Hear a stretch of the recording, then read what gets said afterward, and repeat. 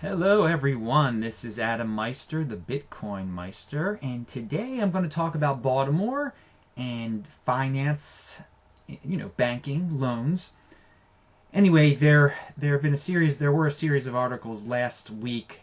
Right now it's November 23rd, 2015, about how in the city of Baltimore it's hard for black people aren't getting mortgages. They're not being loaned mortgages by banks as much as white people, that the system is racist, etc., etc.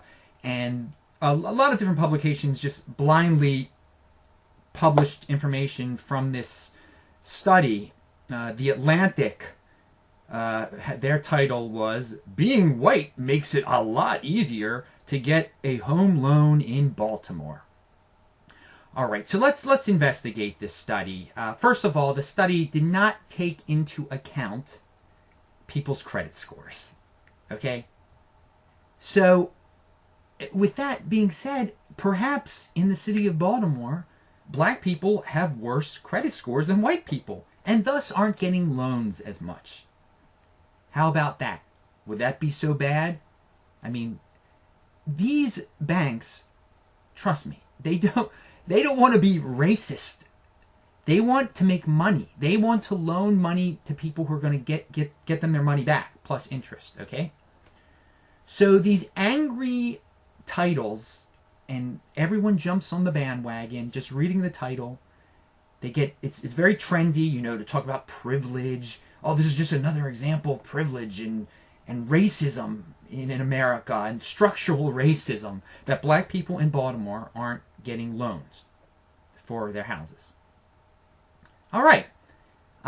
It's just, and some of the white people who are commenting on it, they're trying to, feel solidarity. Everybody wants to be a victim here. This is a theme throughout so much stuff that I talk about. Everybody wants to be a victim. That is the new America. And that's what these articles are all about. Like, figuring out who's the victim, who's the biggest victim, how you can associate with the victim and pretend that you're the victim too. Okay. Going back to the question at hand here with the loans. Why getting into debt does not help you. Okay? This organization who sponsored this study, they're promoting home loans. I mean, they want people to get mortgages. That's not necessarily a good thing. It usually isn't a good thing. So black people should be happy that they're not getting mortgages in Baltimore City. I mean, do you want to pay the Baltimore City taxes, the Baltimore City water bills? When you buy a house, it's a tremendous responsibility. There's all sorts of expenses. It's so much different than renting. You're putting yourself in a situation to become bankrupt, especially if you're taking on a $100,000 loan that you can't really pay back. Okay? And in the end of the day, if you can't pay back your loan, the bank's going to take back your house, and they probably have it figured out, so they'll make a profit off of it, okay? So we're talking about simple math here. Again, debt is not wealth. Debt does not help you. It does not help your neighborhood. There were articles saying, well, if there were more mortgages, if there were more loans in these poor neighborhoods, the neighborhoods would improve. They would improve? How would they improve? By people who are already poor getting into greater debt, okay? So, I mean, my point maybe of this my point of this video is, don't get into debt. You don't have to buy a house just because the Joneses are doing it. Just because you see, if you're a poor black person, you see a bunch of white people buying nice houses in the suburbs, that doesn't mean you have to do the same thing. There are real ways of attaining wealth, and that is through thrift, and that is through saving your money, okay? You're better off just putting away $300 every month, and then one day using that cash to buy a house, okay? Not taking out a loan, but using your cash. And people are going to say, well, I don't have enough. Save the money. Save the money. Instead of taking this easy route because when you start dealing with the banks and they give you a loan, they're only giving you that loan because they are going to make money off of you. You are going into debt. That isn't a good thing for you. That's a good thing for them. Trust me on this.